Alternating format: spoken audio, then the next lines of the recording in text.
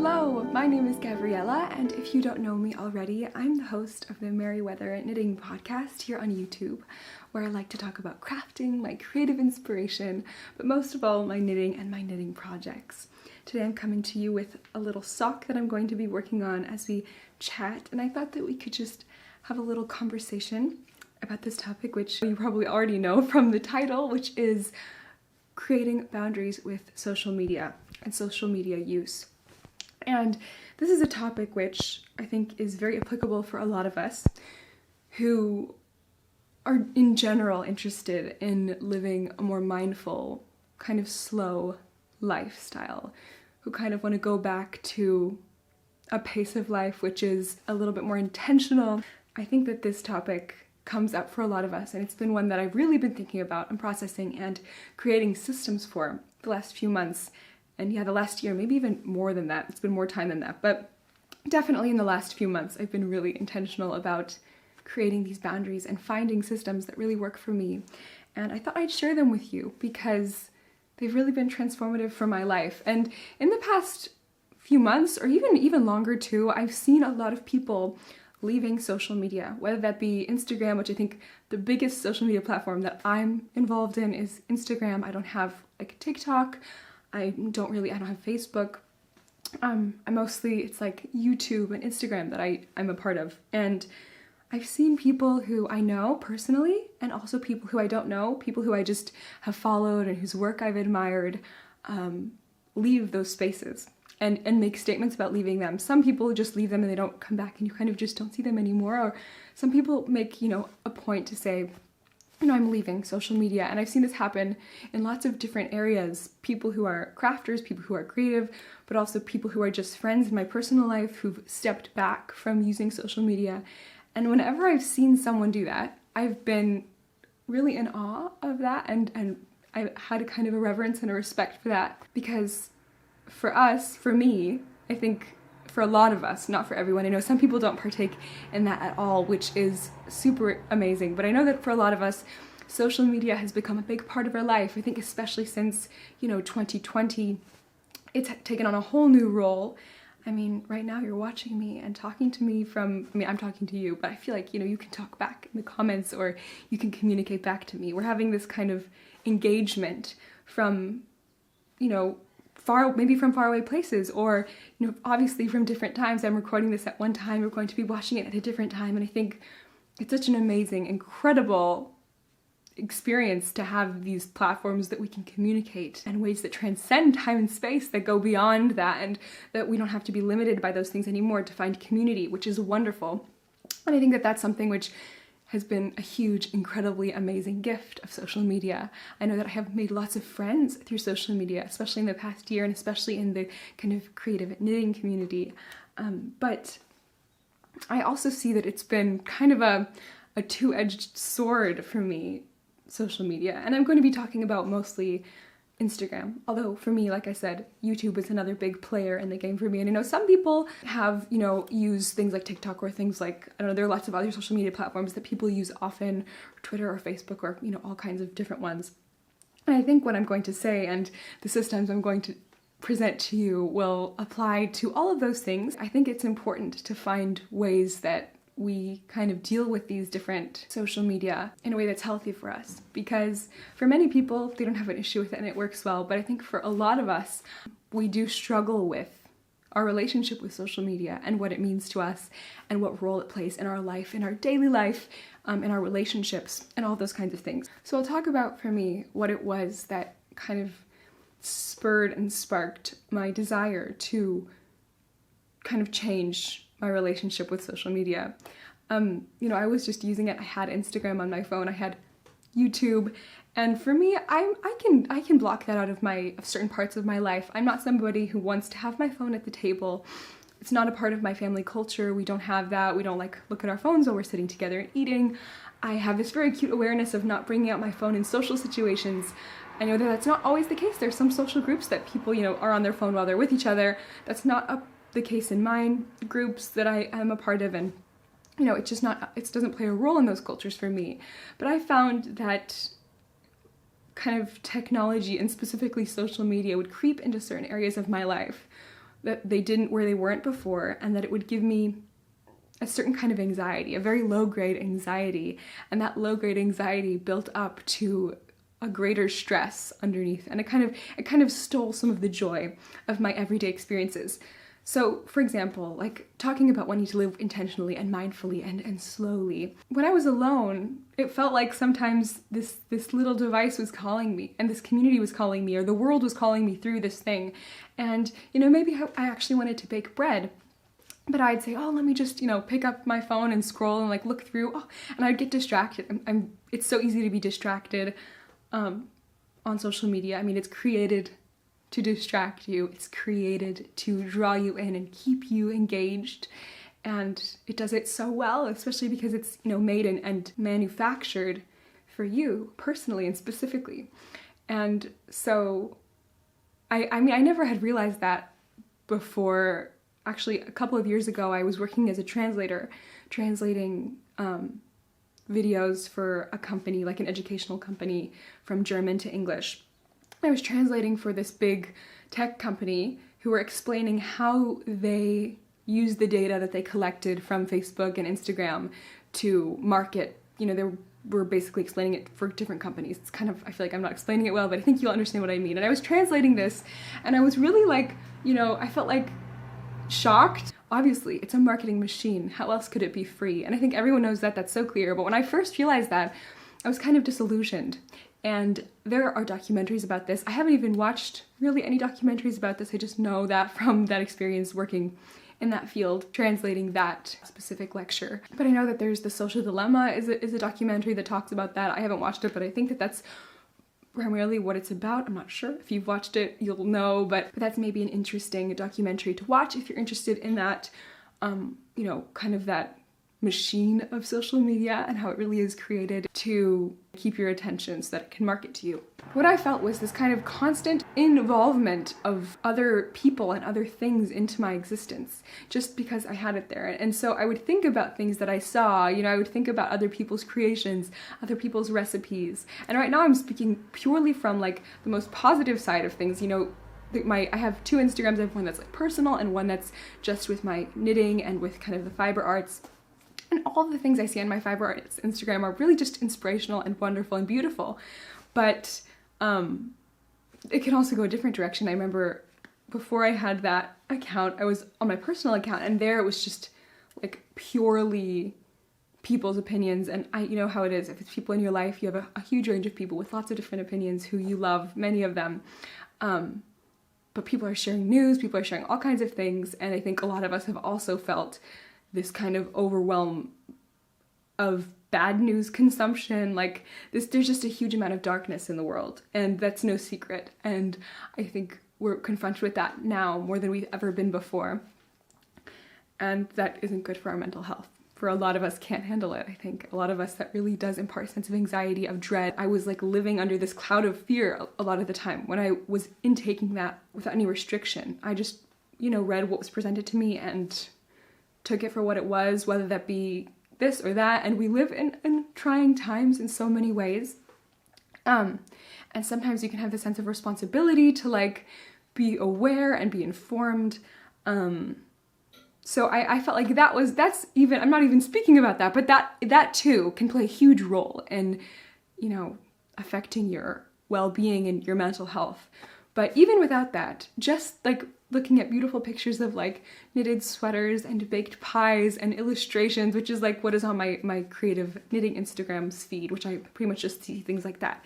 Even with just that, it's so much consumption and intake that it was like overwhelming. My cup was full, and it kind of imparted anxiety to me in my life, like this low-grade anxiety. But at the same time, I didn't want to be rid of it because I loved what I found there. There's so many beautiful things, and I've, fostered relationships through social media, and I love to share little bits of my personal life and my creative journeys. And, I'm actually not the biggest sharer at the moment, but I want to be more of a sharer in a way on social media, not necessarily about personal things, but more about, I want to kind of document my projects and things like that. I think it's nice to have that as a photo album and to share it with other people.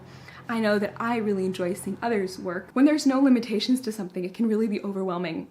And I hope you're understanding where I'm coming from.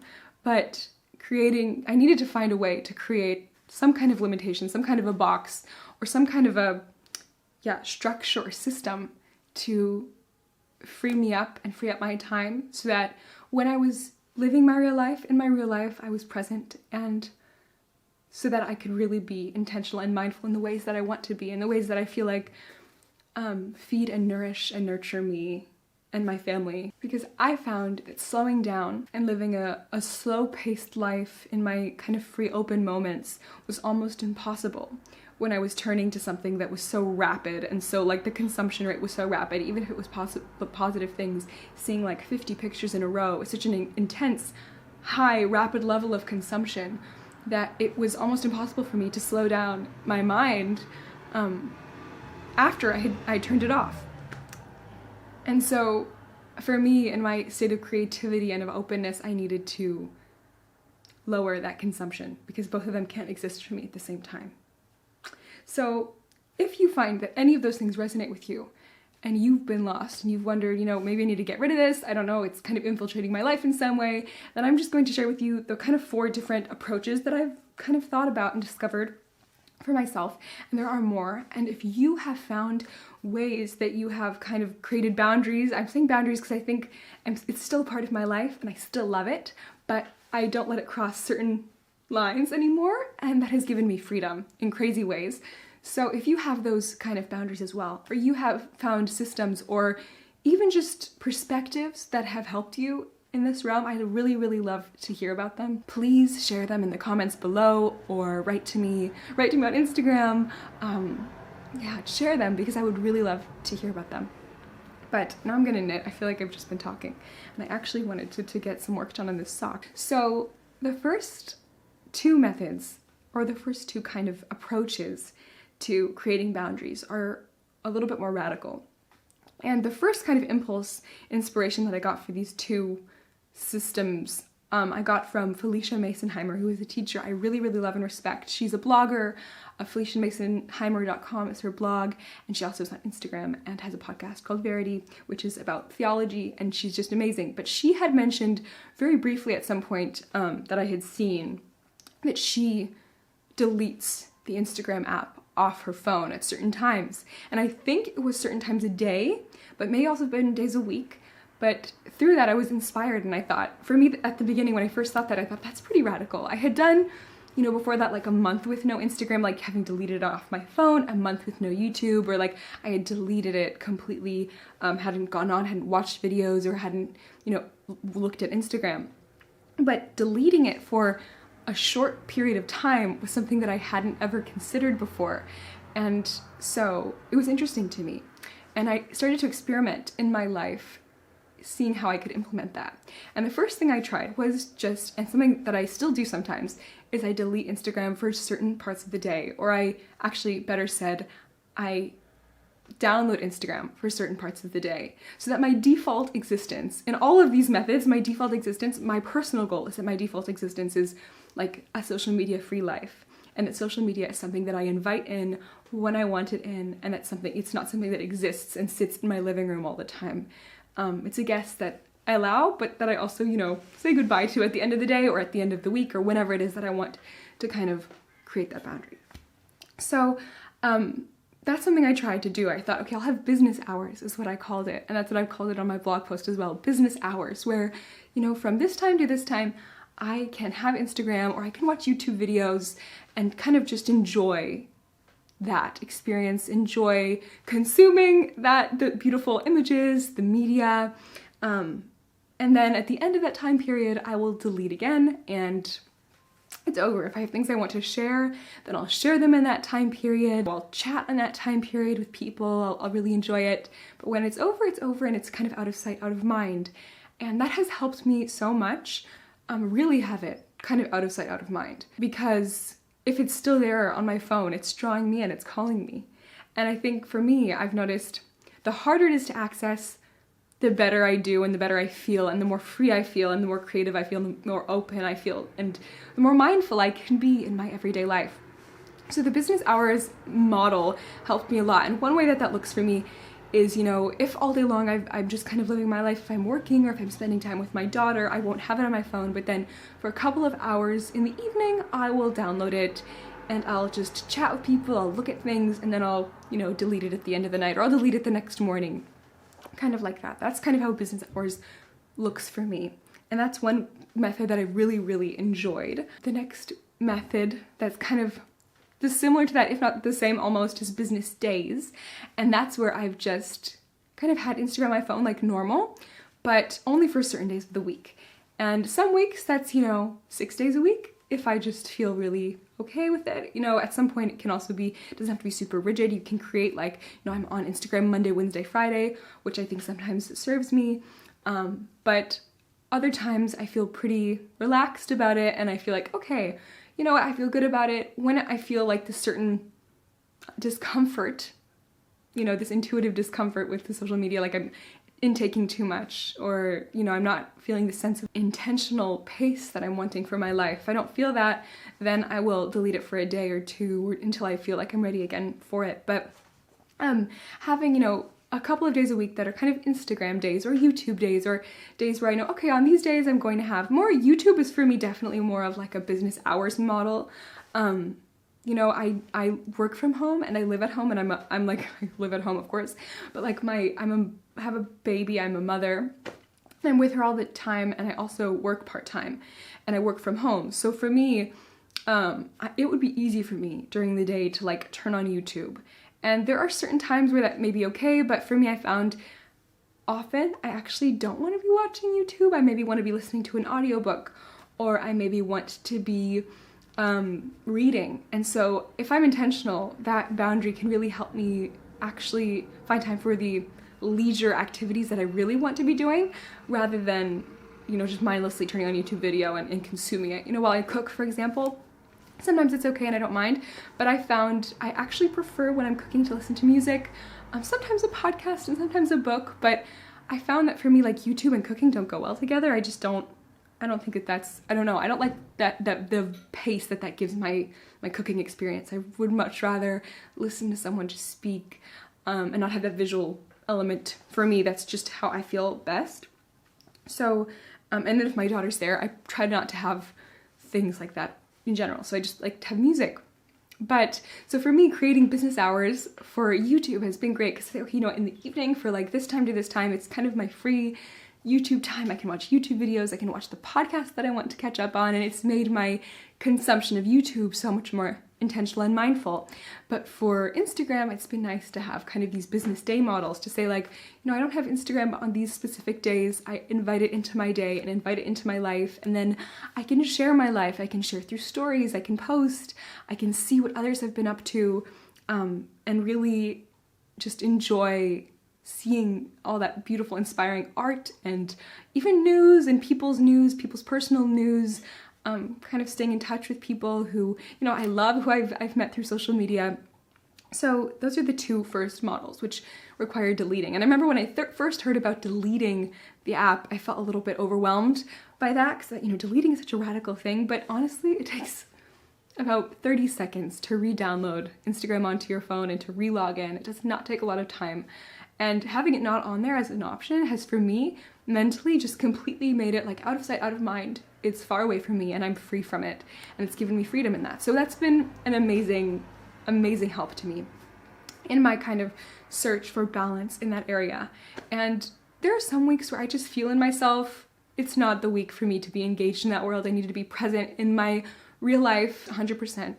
Sometimes there are external factors for that, but a lot of times, you know, it's more of an internal feeling for me. Like, I'm also a very highly sensitive person, and I know there are others who are that way, and so getting that much stimulation can be a lot. And so sometimes I just need to have a break, a longer break for a few days, or I'll just have Instagram for one day a week or a couple of hours, and then I'll delete it again, or, you know, I'll just take a break from watching other, you know, YouTube, or kind of limit it to certain kind of content that I know will nourish me, which is difficult for me. Honestly, I feel like that kind of thing, like limiting, I'm just gonna watch a knitting podcast, for example, which is a very wonderful, for me, that's a non-stressful thing to do. I really think that, you know, seeing other people's creative work is really comforting and inspiring. But the next kind of method and system that I've used that's helped me a lot is the timer apps that are available on phones and also computers. And this is something I've actually not used on my phone, but I've used on my computer quite a lot. There are apps which I've linked a couple on my blog post, but they kind of can limit your time surfing the internet or using specific websites if you like tend to kind of fall down a trail on a certain website. Like for me, I love to write and I work on my computer as well, and sometimes I need to limit distraction. So I've used it for that, which has been so amazing to kind of have that blocked off. One of them that I use, if you try to use it, it gives you all these math problems, which makes you really not want to go through that wall. You know, it's not like you can just turn it off. You have to do all these math problems to get through it, which I think is brilliant. Those kind of apps can be really useful as well. If you kind of want something, you don't want to delete your app from your phone, or, you know, you're on the computer, you want to limit your computer use, your distraction on your computer, that's an amazing option too, which I've also used and enjoyed. And the fourth system that I've really liked and that we are kind of just beginning to implement in our home is technology-free zones. And this is something I think a lot of people do this when they have children who are like teenagers, but kind of creating zones in your home, physical zones which are technology-free or like, you know, internet-free, so that you're kind of very fully present in those spaces that are internet-free and you're not distracted by your phone. So I know for a lot of people that could be like the dinner table. Like for us, that is the dinner table. Naturally, we don't have our phones at the table. But, you know, kind of looking and examining where your weaknesses are, kind of the places that you feel personally you'd like to not have technology or social media be a part of your day, or it be a part of your, you know, routine. Maybe identifying where location-wise that is in your home, and then kind of trying to keep technology out of that space. So another place that I've applied it and that I've heard other people apply this is their bedroom. I know that it can sometimes be easy to kind of just go into bed and like look through social media or watch videos, and I know that when I've done this, I end up staying up way too late and not getting good sleep. And I mean, if you struggle with any kind of sleep insomnia, one of the first things that they tell you is to stop looking at screens a few hours before you go to bed.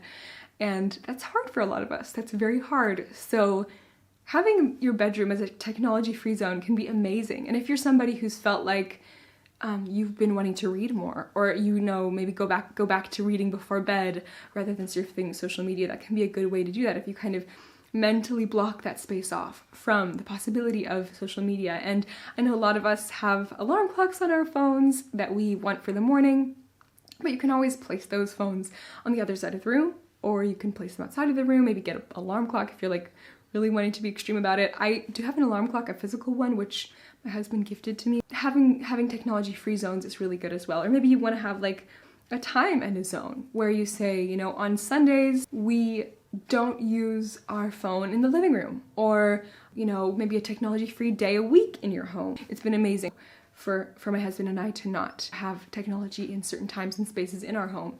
Also for our daughter, so that she sees us engaged with her and with each other and in conversation. And that's where memories are made, and that's where, you know, your pace of life is really set and your rhythms really develop, you know, the rhythms of your day, the rhythms of your week. Those are my 4 approaches, my 4 perspectives, my 4 kind of different methods and structures to social media boundary creation. Like I said, I'd love to hear about your perspectives, your approaches. I'd love to hear how you feel about social media, if you feel like you have a good, healthy relationship with it. You know, there's all kinds of different things where people have natural tolerances for things, natural ability to self-regulate, but maybe you're just really good at self-regulating, in which case, amazing. I'd also love to hear just how you do it, if it's just not a problem for you, or if you maybe subconsciously, I don't know, subconsciously is the wrong word, if you just naturally, unintentionally integrate certain things, like things I've mentioned, into your day. Maybe you just never brought your phone into your bed, or maybe social media was just never a part of your evening routine, and so it never got in the way of those beautiful evening times that you've had, you know, whether that just be with yourself or with your family.